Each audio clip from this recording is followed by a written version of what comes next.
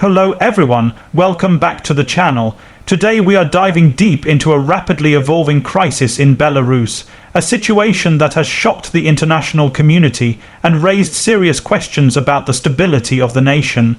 Over the last few weeks, unprecedented events have unfolded, with soldiers openly rebelling against their commanders, police joining anti-government protests, and ordinary citizens taking to the streets in large numbers.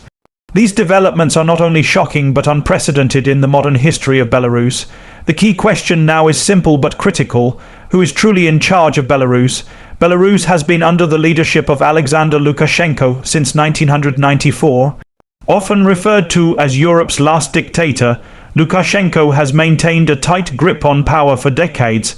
Elections have often been criticized internationally as neither free nor fair. Opposition voices have been suppressed and media freedoms curtailed. For years, Lukashenko relied on a combination of state security forces, loyal military units, and political control to maintain stability. However, the recent events suggest that this tight grip is weakening rapidly.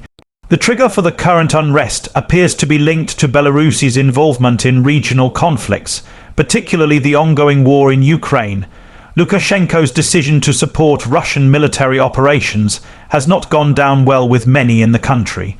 This policy has been seen by some as putting Belarusian lives at risk for geopolitical interests that do not directly benefit the citizens. Consequently, dissatisfaction is growing not only among civilians but also within the ranks of the military and law enforcement agencies. Reports indicate that some military units have outright refused to follow orders to mobilize near the Ukrainian border.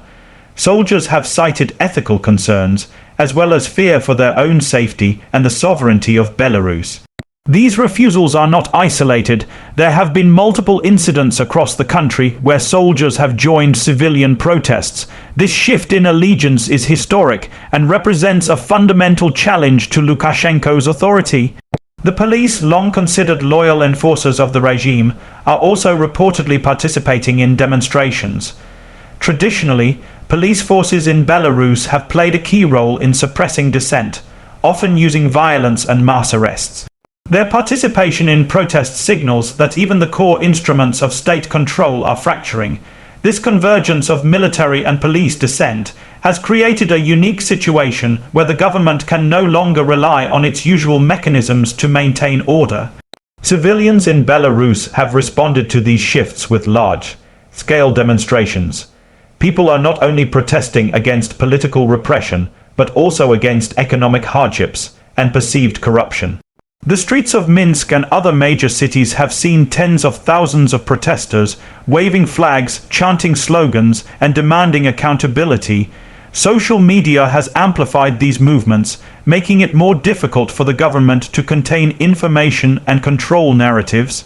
The government has responded with both force and propaganda. Arrests of key activists have continued, and state media has portrayed protests as a product of foreign interference. However, these measures have had limited effect because the dissent is now visible within security structures themselves. Soldiers refusing to follow orders and police officers openly joining protests undermine the credibility of state-led crackdowns. International reactions have been significant. The European Union has condemned the violence and called for restraint, highlighting concerns about democratic norms. Sanctions targeting Lukashenko and his close allies have been reintroduced or strengthened, focusing on financial restrictions and travel bans.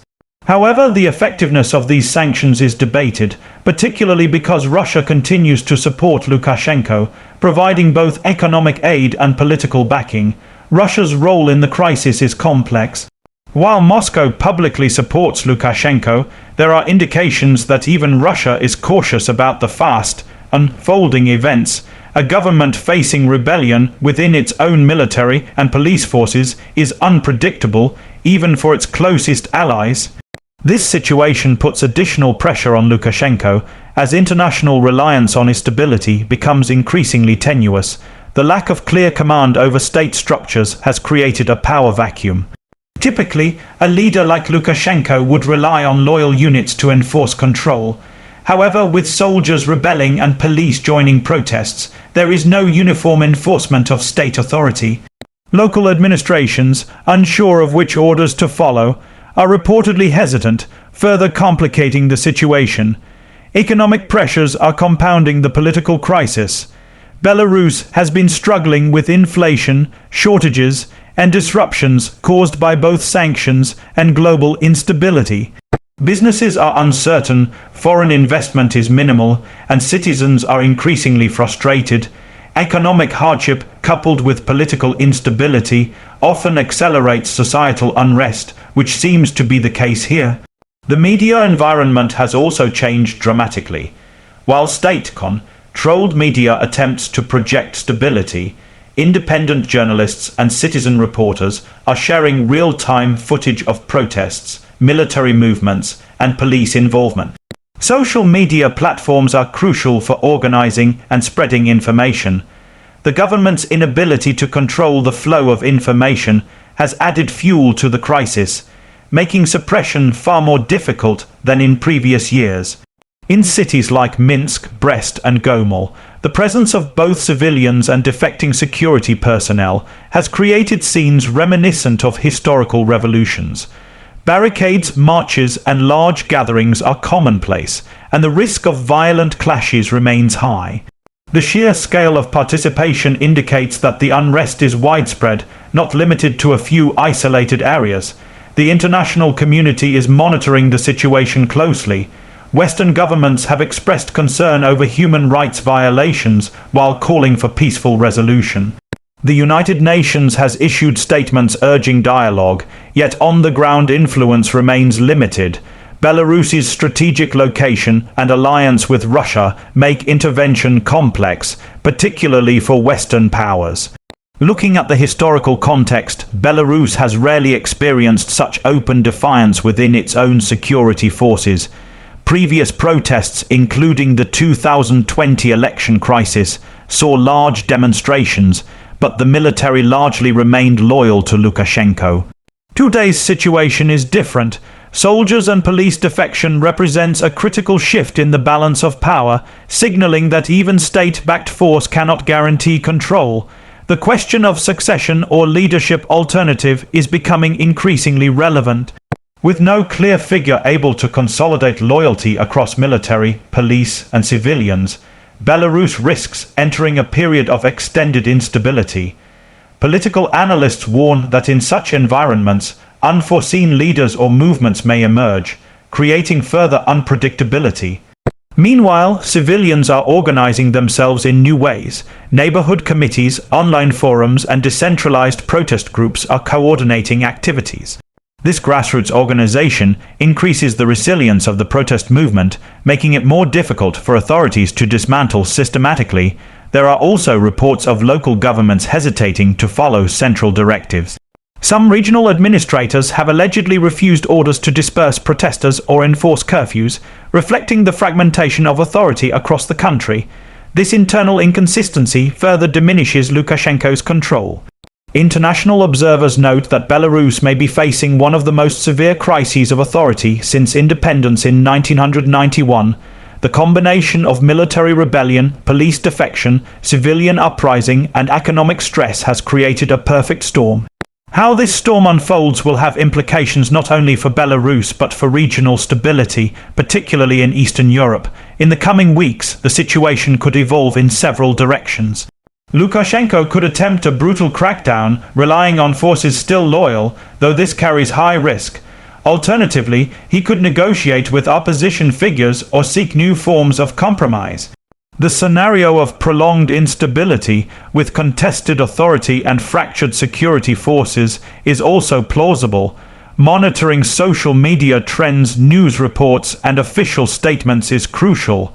Rapid developments are likely, and the narrative can change day by day. Analysts emphasize that real-time observation is necessary to understand who holds de facto power, as formal titles may no longer reflect actual control.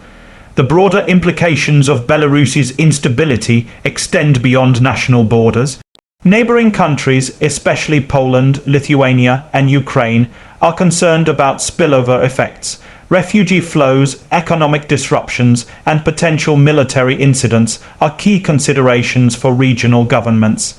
Additionally, Russia's calculations may shift depending on how quickly the unrest escalates or stabilizes. It is also important to understand the human dimension of the crisis. Ordinary Belarusians are facing uncertainty, fear, and disruption to daily life. Schools, businesses, and essential services are affected. Civic life is disrupted, and citizens are navigating a rapidly changing landscape where law enforcement is inconsistent and security is unpredictable. In the realm of politics, opposition figures see an opportunity. The defection of security forces legitimizes protests and strengthens the bargaining position of those demanding change. How these groups coordinate and whether they can present a coherent alternative to Lukashenko remains a critical question. Throughout history, moments like these have been pivotal. They determine the trajectory of nations for years to come. Belarus is at such a juncture. Decisions made by leaders, defecting soldiers, and civilian movements will shape the country's future. As the situation continues to develop, it is essential to focus on verified information. Rumors and unconfirmed reports can exacerbate tensions and lead to misinformation. International media and credible sources play a key role in maintaining an accurate understanding of events. The coming days will reveal whether Belarus will experience a short period of upheaval, followed by stabilization, or enter a prolonged crisis with uncertain leadership. The role of the international community, particularly through diplomatic channels, could influence outcomes but cannot substitute for internal resolution. The situation is dynamic, and even small incidents could trigger larger responses. A single act of defiance, a regional protest, or an unexpected political announcement can change the trajectory rapidly. Observers stress the need to treat predictions with caution while analyzing emerging trends. Ultimately, the question who is in charge is at the heart of the crisis. On paper, Lukashenko remains president. In practice, authority is contested. Soldiers defy orders, police join demonstrations, and civilians assert their agency. This contested authority creates uncertainty not just for government officials, but for citizens, neighboring countries, and international stakeholders. Belarus is a case study in how authoritarian regimes can rapidly lose control when loyalty within key institutions fractures. The combination of political miscalculations, unpopular decisions, and widespread dissent demonstrates that even long-standing regimes are vulnerable. The lesson for observers is clear. Monitoring internal cohesion within military and police forces is as important as following public protests. When the instruments of coercion themselves defect, regimes face an existential challenge. Belarus today illustrates this principle vividly. In summary, Belarus stands at a critical crossroads. The rebellion of soldiers and police, combined with massive civilian protests and economic pressures, has created a situation where no clear authority is evident. International reactions, regional concerns, and internal dynamics all intersect to make this a high-stakes period for the nation. How Belarus navigates the coming weeks will have profound implications for its future governance, regional stability, and the lives of millions of citizens. Thank you for watching. Please like, share, and subscribe for more updates on this evolving story and other global developments. Stay tuned as we continue to monitor the situation closely and provide detailed analysis of all key events in Belarus and Eastern Europe.